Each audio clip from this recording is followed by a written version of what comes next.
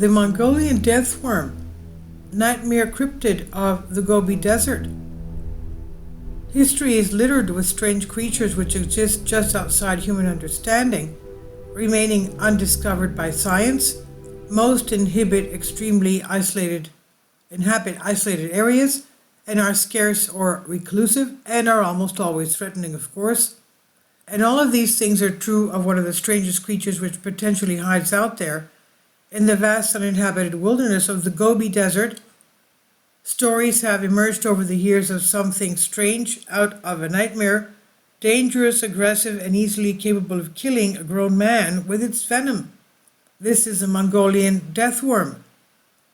Unknown to science? Whatever other doubts may exist about this strange creature, the locals are adamant that it is real, calling it Olgoi Korko, which in Mongolian means large intestine worm. Its ominous name hints at its dangerous nature.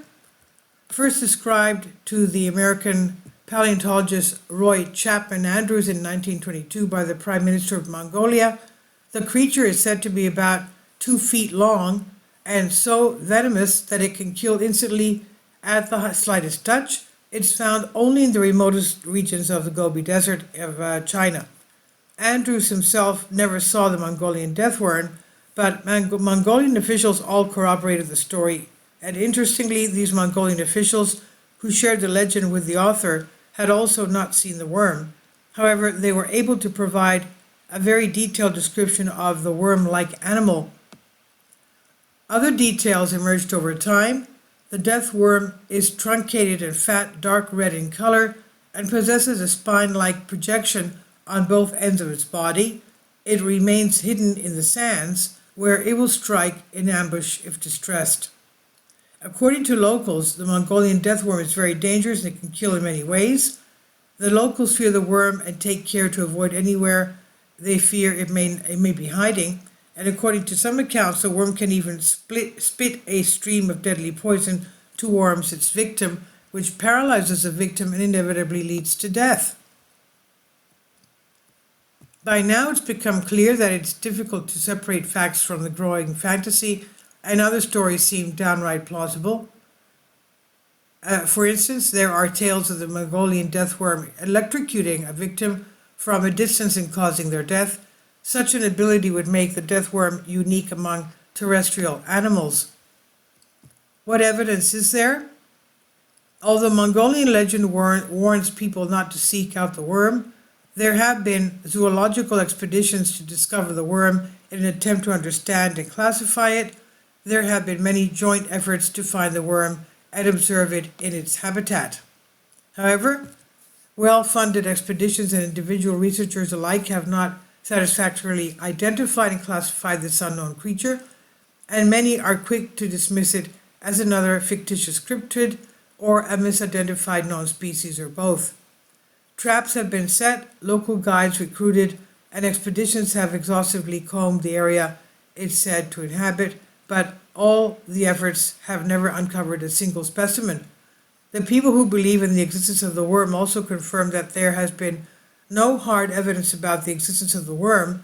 The worm does, however, share a resemblance with some snakes, particularly the Tartar sand boa. When an example of this species was shown to a local, they confirmed it was indeed Olgoi Korkoi. Problem solved? Well, not really. The Tartar sand boa is robust enough to be the fat Mongolian deathworm and is about the right size, but it's not red and has no spiny protrusions. Most damningly, it is not venomous, and so the stories of venomous envenoming and instant death cannot have come from this little snake. There are definitely venomous snakes in the Gobi Desert, and it may be that the stories of the Mongolian deathworm are conflated accounts of several different species, all lumped together as a single cryptid, and this would account for the failure to find a specimen, but it would also require that the locals, with their detailed knowledge of their surroundings and the dangerous animals they must contend with, are completely mistaken. Folkloric origins of the Mongolian deathworm. There is another explanation, however. The Mongolian death worm may be a folkloric beast, a sort of manifestation of the dangers of the Gobi Desert. If we take the Mongolian death worm as an animal that only exists in Mongolian folklore, the popularity of the stories linked with the deadly worm is only a sign of the widespread acceptance of the worm as a symbolic animal, much like the Chinese dragon. The stories of the Mongolian death worm have spread through travel and trade, and such interactions have taken the stories out of Mongolia and made them part of the legendary folklore of the region. Knowledge of the creature is certainly more widespread than those who have directly encountered it, and it could be that a fantasy beast has been mistaken for a real creature by those who have heard of it. In the end, the creature is probably not real, as there has been no tangible evidence of the Mongolian death worm, whether alive or dead.